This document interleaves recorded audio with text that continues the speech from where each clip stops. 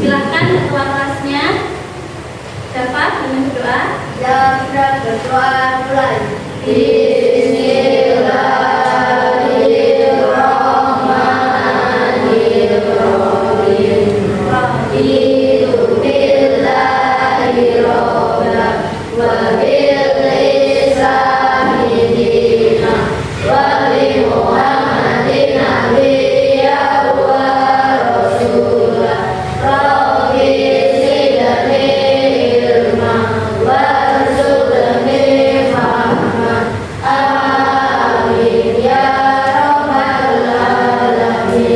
Bagaimana kabarnya hari ini?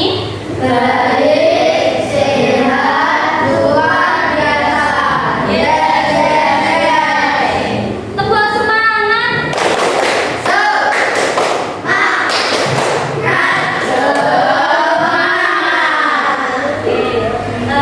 Hari ini fungsi absen dulu ya.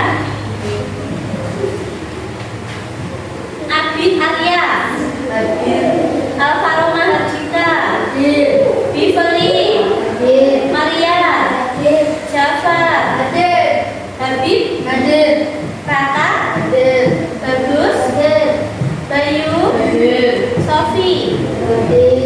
Sofi gimana? Sakit apa?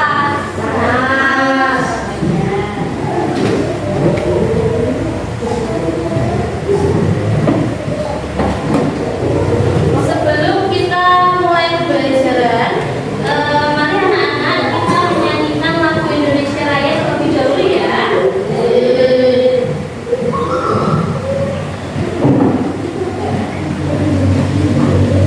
Oke, semua berdiri. Hitungan ketiga kita menyanyikan lagu Indonesia Raya. 1, 2, 3. Indonesia airku, tanah tumpah darahku. Di sanalah aku berdiri, jadi pandu hidupku. Indonesia bangsaku, bangsa dan tanah airku, marilah kita berseru. Indonesia bersatu, hiduplah tanahku, hiduplah negeriku, bangsaku, rakyatku semuanya. Bangunlah jiwanya, bangunlah badannya untuk Indonesia Raya. Indonesia Raya, merdeka, merdeka, tanahku, negeriku yang kucinta. Indonesia Raya, merdeka, merdeka, hiduplah Indonesia Raya. Indonesia Raya, merdeka, merdeka, tanahku, negeriku yang kucinta. Indonesia Raya, merdeka, merdeka, hiduplah Indonesia Raya. Oke, silahkan duduk kembali. Jadi Budi punya sebuah ekspresi ini. Nah, tepuk ekspresi. Oke, ini nanti kamu membuat ekspresi, ya. Ekspresinya harus beda dengan yang lain. Misalnya, anak ini dulu, ya. Nih, Abi, nggak boleh sama dengan Sufi.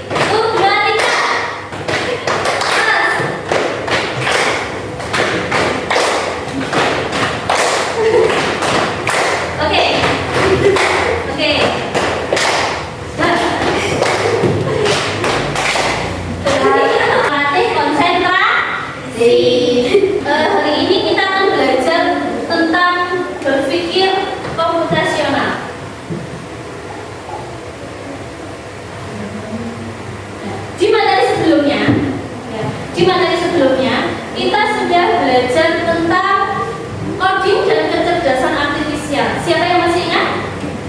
Coding kecerdasan artifisial itu apa? Siapa yang bisa? Silakan teman-teman. Mary. Kecerdasan artifisial itu apa? Siapa yang bisa? AI itu apa? Kecerdasan buatan. Kecerdasan buatannya siapa? Manusia. Ada lagi yang lain? Materi yang kemarin ada yang ingin bertahan, ada yang ingin menyampaikan pendapatnya tentang kecerdasan artifisial? Siapa yang bisa? Habib? Masih ingat materi yang kemarin? Tentang kecerdasan artifisial. Coba ungkapkan pendapat kamu tentang kecerdasan artifisial yang kamu pahami. Kecerdasan artifisial adalah apa itu? Kecerdasan buatan manusia yang bisa berpikir sendiri. Oh iya, kecerdasan buatan manusia yang dibuat ya oleh manusia seolah-olah apa itu namanya, dia itu bisa berpikir seperti manusia. Nah, sekarang yang kita bahas adalah berpikir komputasional sebagai dasar coding dan kecerdasan artifisial.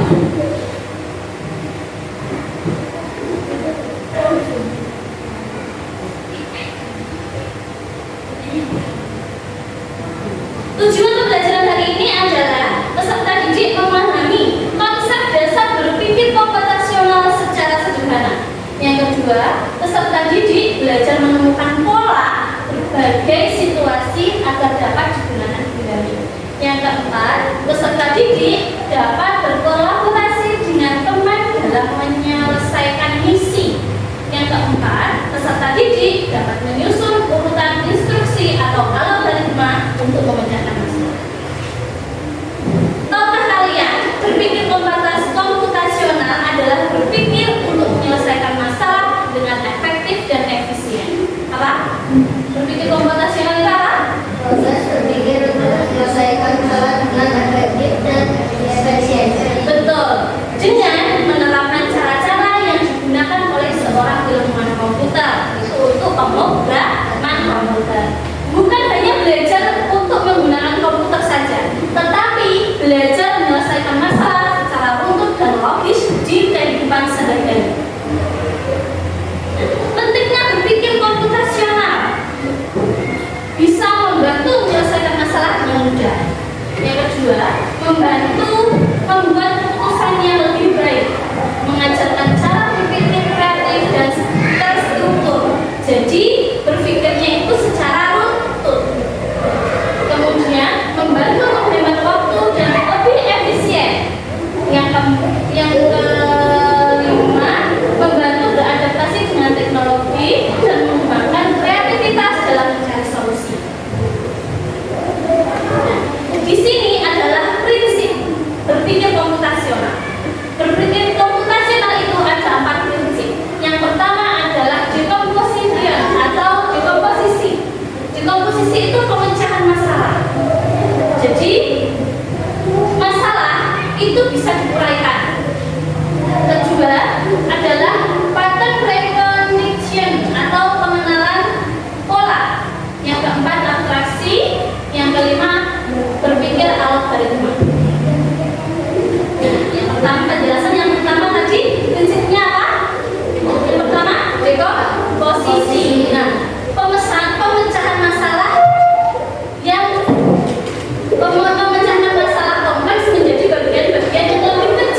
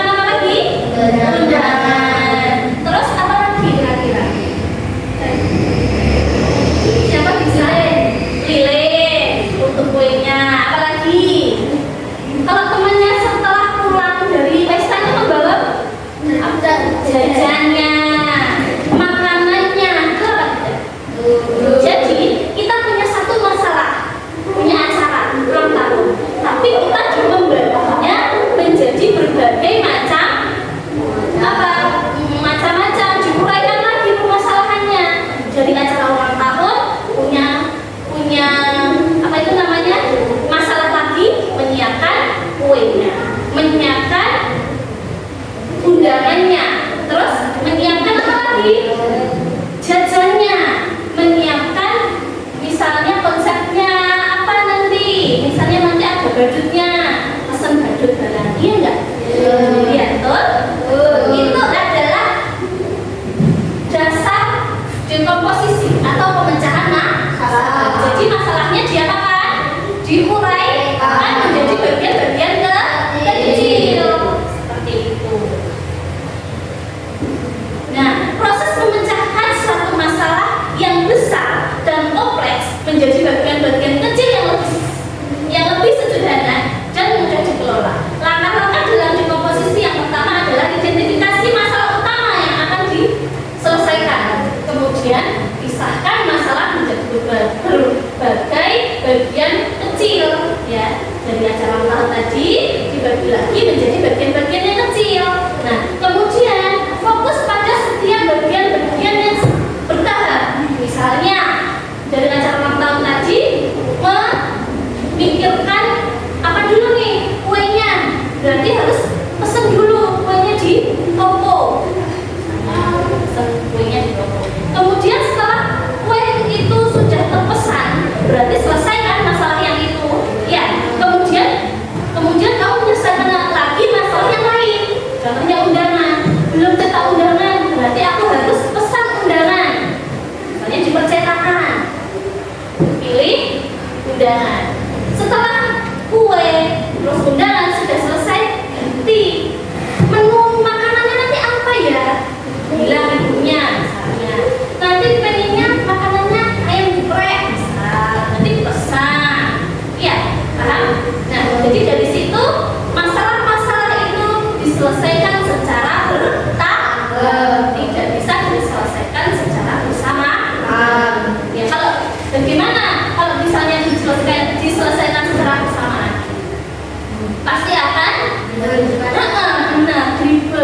ribet, jadi ruwet jadinya, iya enggak?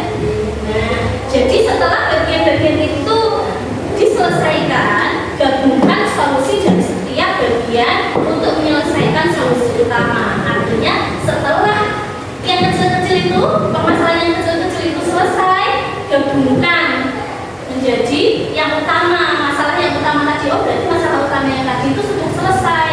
Nah, lakukan evaluasi untuk memastikan setiap bagian itu berfungsi dengan baik. Setelah semua masalah itu sudah selesai, ya, dari kue, roti sama kue sama ya, jajannya, bingkisannya, ya, souvenirnya misalkan, terus apa itu namanya, makanannya, permainannya sudah selesai semua, dievaluasi. Kira-kira apa yang kurang?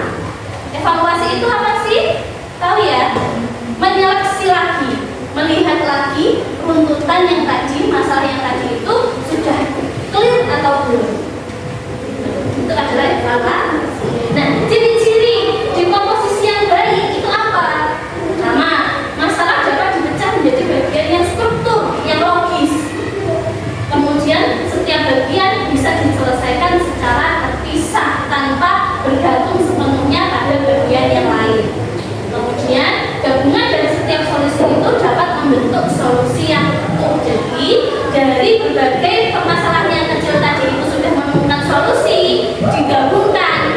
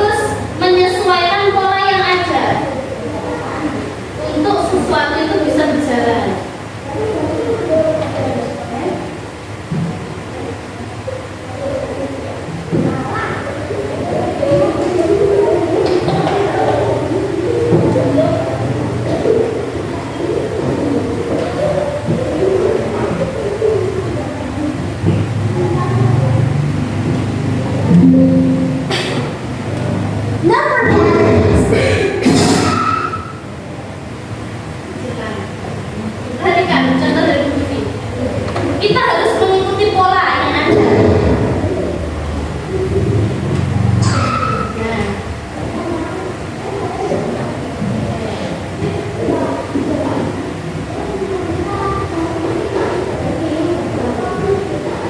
Dari 8 kira-kira berapa angka itu?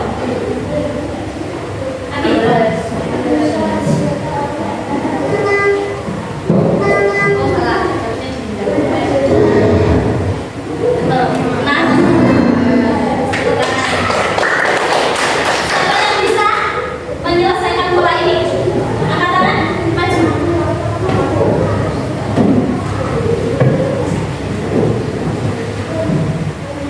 Sini. Kalau kamu mengoperasikan, misalnya kamu pilih ini ya, misalkan nanti masuk dulu ya.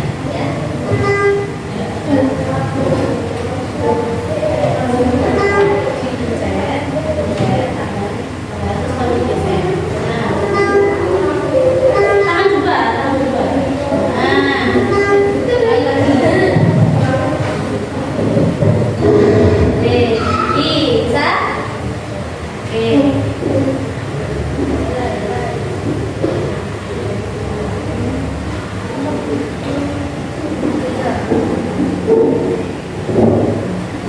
Oke, ya, ini adalah pengenalan pola. Siapa yang bisa? Mudah sekali ini. Makanya boleh maju.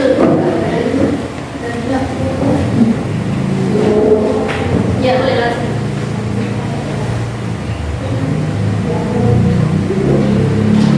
Dipencet dulu, ditahan, terus geser tangannya ini.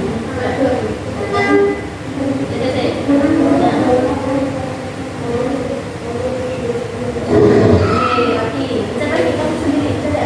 Tangan dari kiri, tangan dari kiri. Pencet dulu. Nah, pencet dulu. Nah, ini dulu. Tahan yang ini. Oke, lagi.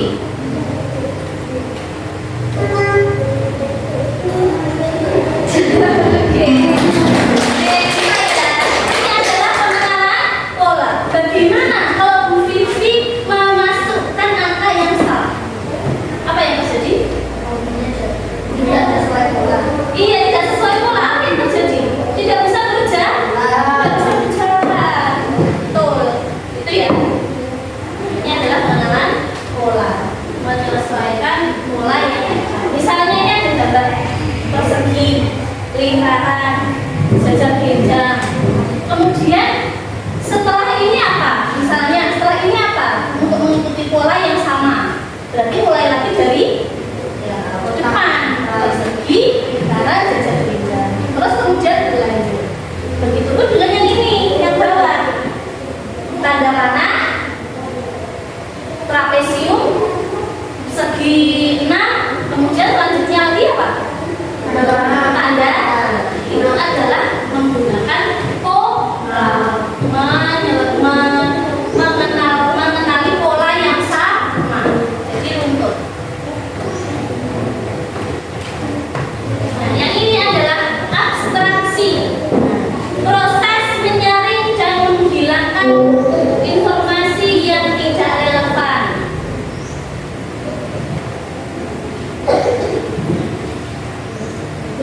Dan hanya mempertahankan informasi yang penting untuk menyelesaikan masalah.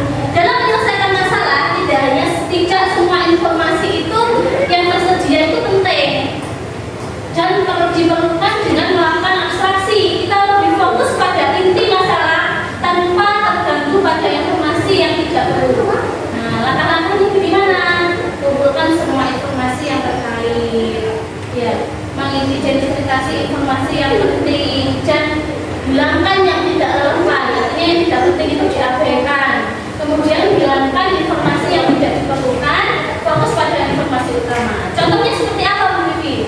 Misalnya besok ujian matematika. Ya, besok ujian matematika. Kemudian materinya ada 2. Materinya berapa? 2. Apa saja? Misalnya bilangan dan pecahan. Bilangan pecahan dan misalnya bangun data. 2 ya.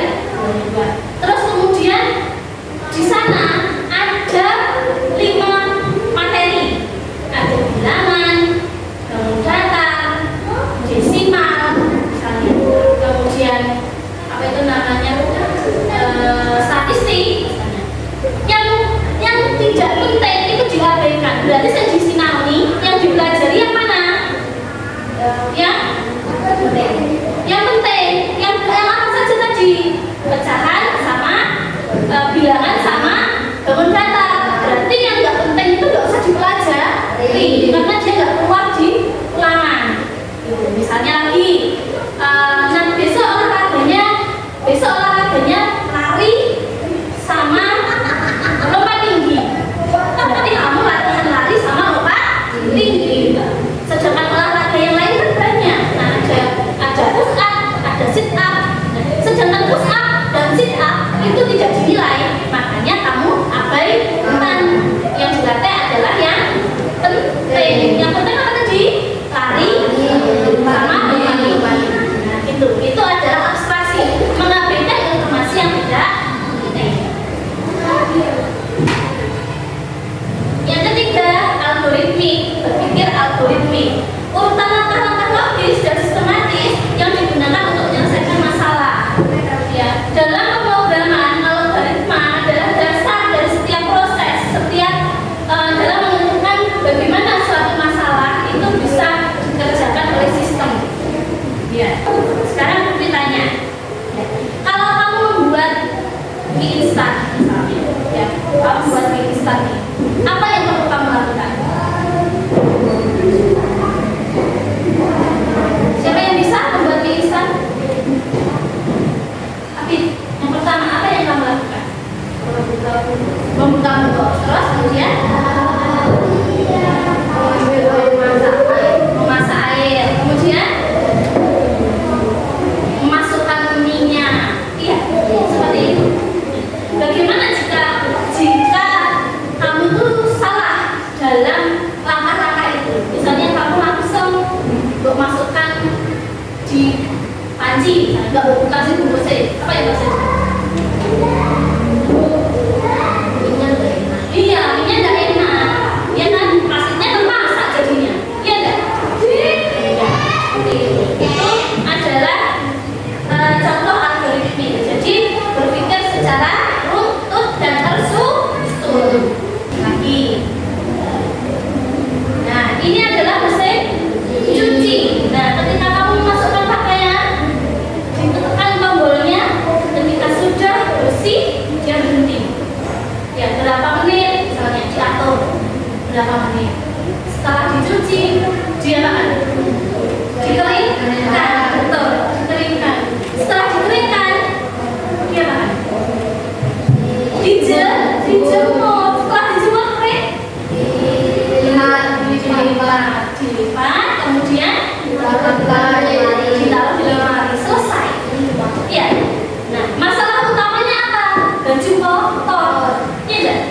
Baju kotor. Kalau dengan mesin cuci. Tapi bisa juga dengan tangan. Pernah mencuci dengan tangan? Nah, gimana caranya? Direndam dulu. Setelah direndam dikasih sabun,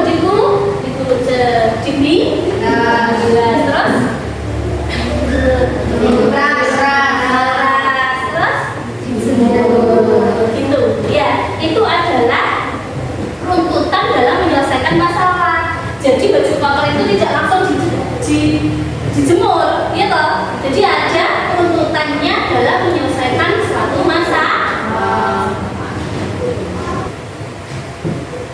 Nah, ini contoh berpikir algoritmik, membuat roti lapis.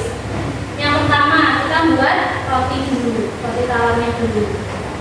Maksudnya menyiapkan lapisan yang bawah dulu. Bisa nggak langsung inginkan dulu? Jadi ambil roti. Kemudian yang kedua adalah tumbuk roti dengan isi yang diinginkan. Boleh roti, boleh sayur, boleh telur, boleh keju, coklat, boleh. Ya. Yang ketiga, tumbuk kembali dengan roti. Kalau misalnya nggak ada tumpukannya gimana? Jadi roti yang enggak kan ya? Lepas lapis jadinya. Iya. Kemudian yang keempat adalah menyajikan di atas simpulannya, penerapan berpikir komputasional itu dapat ditemukan dalam berbagai aspek di kehidupan, mulai aktivitas sehari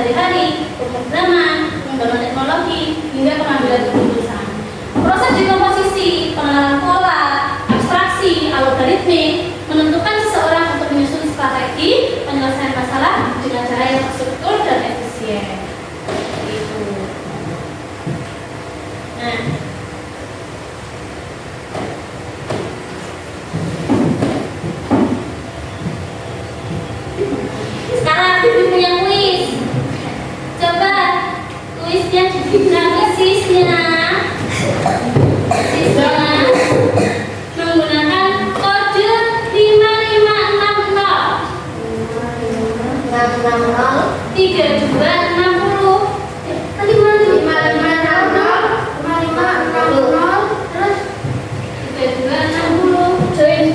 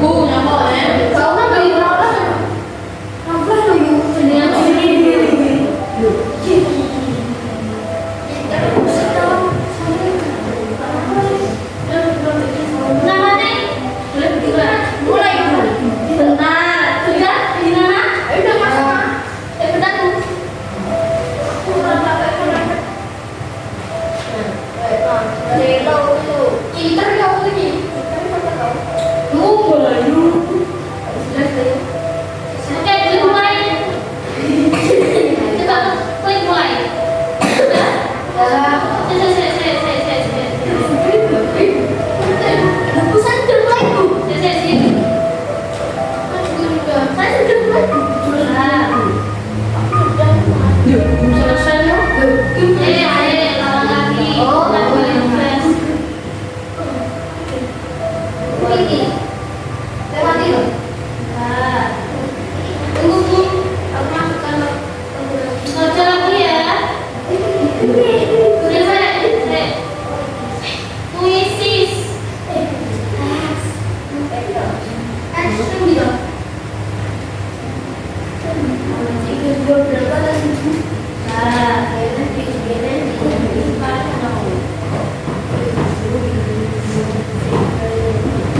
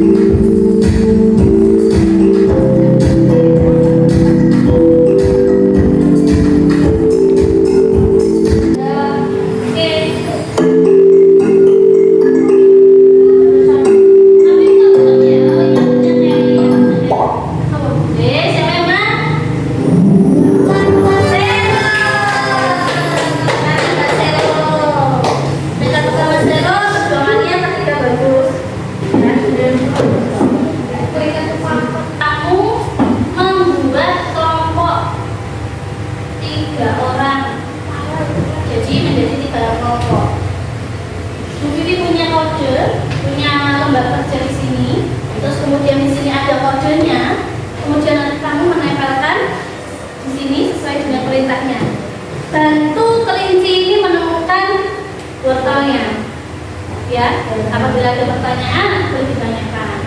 Kerjakan dengan teman. Setiap anggota kelompok harus berperan. Ada yang menempel, ada yang memberikan ide.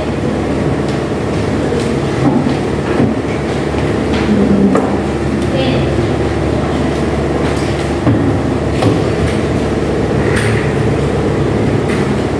Mulai, Pak. Pak. Nah, nanti caranya bagaimana?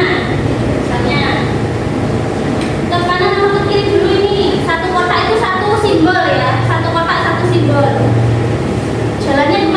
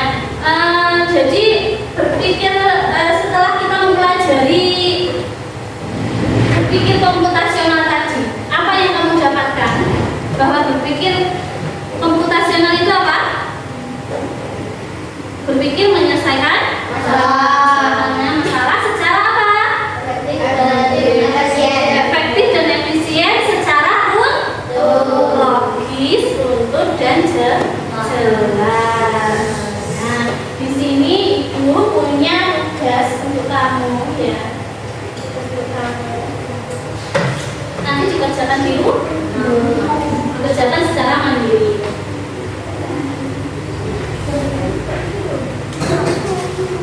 Mengerjakan secara mandiri.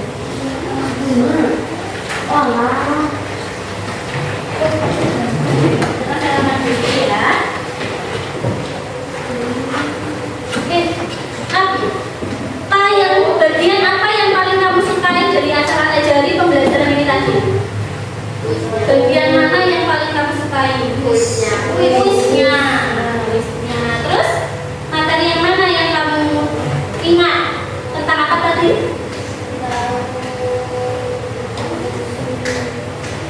Algoritma. Terus ajaran ulang tahun tadi apa namanya? Dekomposisi. Terus menentukan pola, ya tidak? Ya. Apakah ada yang belum kamu pahami? Sudah paham? Oke, sudah paham. Jadi ini adalah kegiatan kita berpikir komputasional, ya. Kesimpulannya, berpikir komputasional itu ada 4 prinsip. Prinsip yang pertama itu tadi adalah dekomposisi, yang kedua adalah pengenalan pola, yang ketiga abstraksi, yang keempat adalah algoritma. Ya, berpikir secara runut dan jelas. Gitu. Evaluasi hari ini sudah ibu bagikan, nanti dikerjakan. Sekarang boleh diakhiri, dimatikan Chromebooknya sesuai dengan prosedurnya, ya. Prosedurnya itu dikeluarkan, kemudian di turn off. Nah, dirapikan, kemudian setelah itu kita berdoa.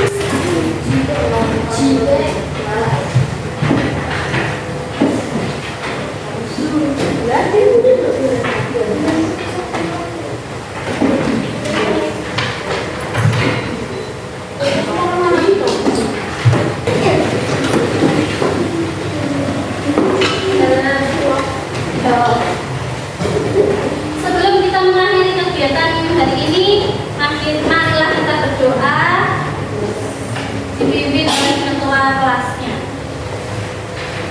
Silakan berdoa mulai.